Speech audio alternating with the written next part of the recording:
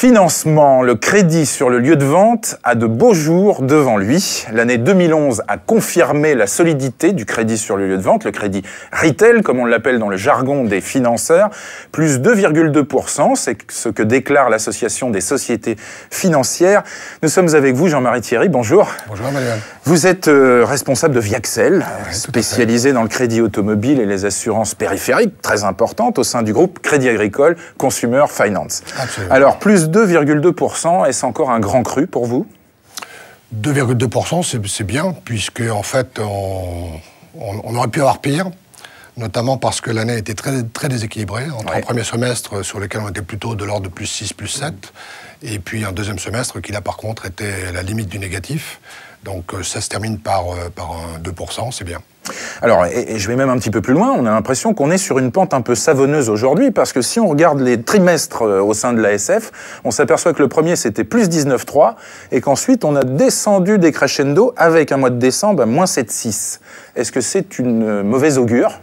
Alors, il faut aussi remettre les choses à leur place, c'est-à-dire que le premier trimestre de l'année dernière était très déséquilibré du fait des retards de livraison. Sur le dernier trimestre de 2011, il y avait quand même une baisse très nette à la fois des prises de commandes, des livraisons et bien sûr aussi des financements pour la plupart des marques, sauf certains captifs qui ont fait beaucoup d'opérations promotionnelles.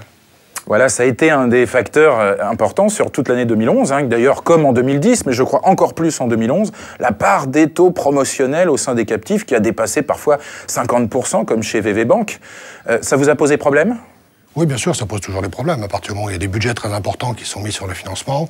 Mais là aussi, il faut relativiser parce que le taux promotionnel n'attire pas que du client crédit et il n'attire pas que du client crédit sur le lieu de vente. C'est-à-dire qu'il transforme du client comptant en client crédit et il transforme du client bancaire en client sur le lieu de vente. Vous dites que ça n'attire pas donc de nouveaux clients ? Du Alors, tout ou un peu ? Ça capte une partie des clients, bien entendu, ça c'est évident, mais l'impact n'est pas aussi important qu'on veut bien le dire. Quand Volkswagen Bank nous déclare plus de 50% des crédits ont été faits en 0%, est-ce que c'est une erreur stratégique ? Il faut le demander aux distributeurs, parce que la vraie question, c'est qu'est-ce que ça leur a rapporté à eux, distributeurs. Alors, on peut toujours dire qu'ils ont fait des ventes en plus. Est-ce que c'est des ventes en plus? Est-ce que c'est des ventes décalées? Il n'y a que qui peuvent le dire. Et est-ce que les marges qu'ils ont fait sur les véhicules compensent le manque à gagner inévitable sur le financement? Ça, je ne sais pas, ça veut le dire. Quelle a été votre réaction à vous, financeurs indépendants? Quand on fait du 0%, nous on regarde passer. Ceci dit, pour Viaxel, en tout cas, on fait plus de % aussi, donc on est en ligne avec le marché. Alors c'est sûr qu'il y a probablement quelques captifs qui vont faire, celles qui ont fait du taux zéro, qui vont peut-être faire des plus 15 ou plus 20% par rapport à l'année dernière. Mais voilà, est-ce que c'est une stratégie de prise de parole, de part de marché, ou est-ce que c'est quelque chose qui est vraiment utile?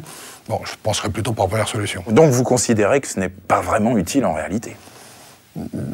Si les constructeurs le font, c'est qu'ils pensent que c'est utile. Je veux dire, quelque part, on ne peut pas dire que quelque chose qui est fait est inutile, mais en tout cas, l'objectif n'est pas forcément un objectif de distribution, c'est plus probablement un objectif de part de marché du constructeur. La bonne nouvelle, c'est que la LOA a fortement progressé en 2011. Ouais. C'est le produit qui a le mieux fonctionné, plus 3,8%. Tout à fait. Donc on a une dichotomie finalement sur le marché entre des produits générateurs de marge et puis ces produits d'appel. Absolument. Chez vous aussi, donc la LOA est un produit qui monte?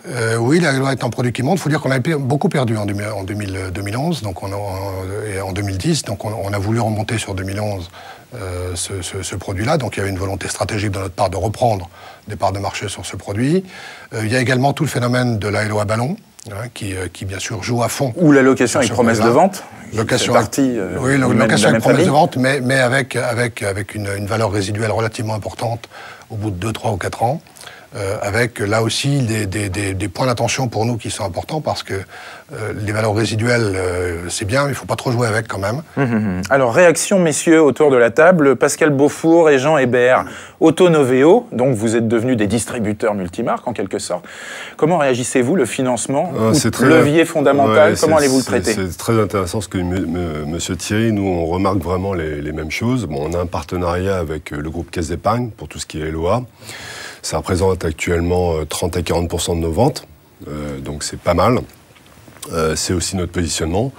Bon, tout ce qu'on entend là est vrai. C'est vrai que la LOA, c'est vraiment le produit qui marche fort et qui continuera nous pensons de progresser pour une raison toute simple, c'est que les gens aujourd'hui ont un budget mensuel forfaitaire pour leur téléphone, pour leur abonnement au gaz, pour payer leurs impôts, etc. On budgétise tout aujourd'hui, et on budgétise l'automobile également. Pas de surprise, le moins de surprise possible. Et c'est vrai que dans ce cas-là, la LOA présente un avantage. Psychologiquement, pour certaines personnes, on n'est pas propriétaire. Alors qu'en fait, on ne fait que différer le choix d'acheter ou de ne pas acheter, puisque à l'issue du contrat, on peut très bien devenir propriétaire. Ça, c'est en train de tomber progressivement. Malheureusement, dans beaucoup de contrats LOA, le piège, sans véritablement parler de ce piège, était justement des valeurs de rachat qui étaient très élevées. Donc au final, le client se retrouvait à payer des loyers tous les mois et en fin de contrat était dans l'incapacité était finalement piégé à la fin. Oui, parce que finalement, la valeur de rachat était tellement élevée que ça n'avait pas de sens pour lui d'acquérir cette voiture-là. Alors qu'aujourd'hui, dans les contrats qu'on a montés, il y a véritablement une véritable opportunité d'achat en fin de contrat, avec un tarif qui est en dessous de la valeur marché. Oui, c'est de l'épargne forcée, en quelque sorte. Voilà, mais quelque part, proche de l'immobilier. Il y a la possibilité de racheter la voiture et de refaire de la marge en revendant sa voiture s'il le souhaite. Et on a des clients qui souhaitent le faire, et il y a ceux qui souhaitent laisser la voiture parce qu'ils ne veulent pas rentrer dans le schéma de reprendre la voiture, la revendre, en racheter une autre. Jean-Marie Thierry, Peugeot a lancé Peugeot & Go en fin d'année, et ça fait un carton. 7% des immatriculations ont été faites avec un Peugeot & Go. Chez Renault, le produit New Deal a fait plus de 30% des dossiers de financement l'an dernier. Tendance lourde sur le marché. Oui, tout à fait. C'est vraiment des nouvelles tendances. On est vraiment sur les produits de location. On y est enfin, hein, après plus de 10 ans d'existence. Enfin, avec quand même des bémols. Hein. C'est ce que je disais tout à l'heure, c'est que certains produits me semblent un peu aventureux. Notamment quand on met des limites kilométriques pour des clients particuliers. C'est une notion qui n'est peut-être pas toujours bien comprise et bien analysée par le client final. Ce qui fait quand on ramène une voiture qu'on a payée pendant 3 ans et qu'on se voit facturer en plus du kilométrage excédentaire, des frais de remise en état, etc., ça passe un petit peu mal, je pense, vis-à-vis du client final. Pierre Mercier, directeur de la publication de 7PM Auto. Oui, la tendance est d'autant plus intéressante à souligner que les Français sont les plus gros épargnants d'Europe. Et de longue date, et ne sont pas nécessairement les plus gros acheteurs de véhicules neufs. Bien sûr. Il y a un gisement considérable qu'on avait pu mettre en évidence il y a quelques années, et je suis ravi de voir qu'en ces périodes difficiles, on arrive à intégrer cette notion première. Il faut que les Français épargnants rentrent dans le phénomène automobile. Et je pense qu'il y a le début de quelque chose de fort. Et on rappellera, pour clore ce sujet, que Renault a lancé voici quelques jours sa formule d'épargne auprès du grand public. C'est peut-être le sens de l'histoire. En tout cas, nous y reviendrons dans cette PMVN.